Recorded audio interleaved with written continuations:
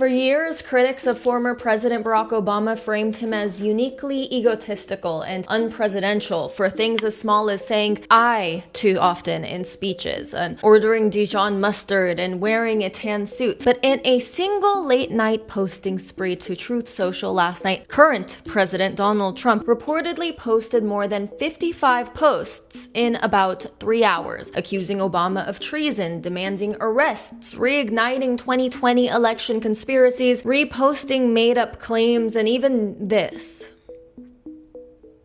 And that contrast reveals something deeper than just partisan hypocrisy. Last night epitomized just how far American standards have fallen. Multiple posts accused Obama, Hillary Clinton, John Brennan, James Comey, and other people he doesn't like of treason and sedition. Others amplified false claims about Dominion voting systems and the 2020 election. Narratives that have already seen their day in court, having been repeatedly rejected by election officials, audits, even many members of Trump's own current administration after that election. Trump, and I'm not kidding, reposted content calling Obama the most demonic force in American politics. He also reposted videos unrelated to governance entirely, including clips of public confrontations and viral outrage content, which presidents are not supposed to do because it inherently utilizes emotional outrage for their political agenda. I mean, historically, presidents have used inflammatory rhetoric before. Andrew Jackson accused rivals of corruption, Richard Nixon weaponized paranoia and grievance, but the modern presidency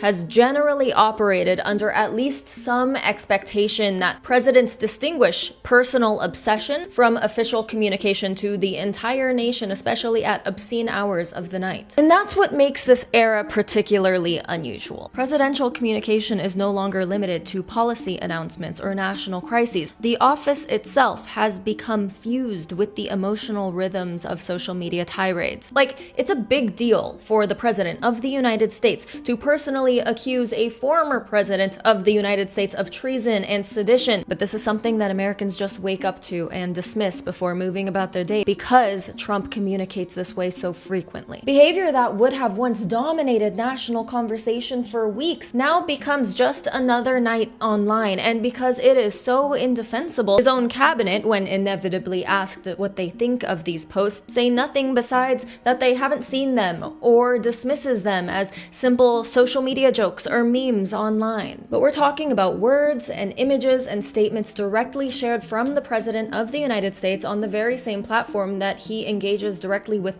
international leaders about wars in their countries. And let's be honest, you would probably be mortified if, say, your mother-in-law visited your social media account and saw this. Which is odd to consider because elected officials, especially the president, is supposed to be held to a much higher standard than, say, you or I in our personal lives. And that's because there's a broader psychological and media component here. When a president posts dozens of emotionally charged accusations in rapid succession, the entire country receives it, and the burden of responsibility falls on the person who is supposed to know better. The result is a political environment where attention itself becomes power. Outrage keeps supporters emotionally activated, keeps critics reacting, and keeps the figure at the center of the conversation at all times. But the normalization matters, because once accusations of treason, election theft, or demonic forces become routine language from the highest office in the entire country, the baseline for democratic discourse changes alongside it. And perhaps the clearest illustration of this double standard is this. A generation of commentators spent years diagnosing Obama as egotistical for fist bumps and condiment choices. Meanwhile, an actual sitting president can spend hours publicly reposting debunked and dangerous theories and enemies lists and fake criminal allegations and imagery centered around himself, and much of the political system just simply absorbs it as background noise.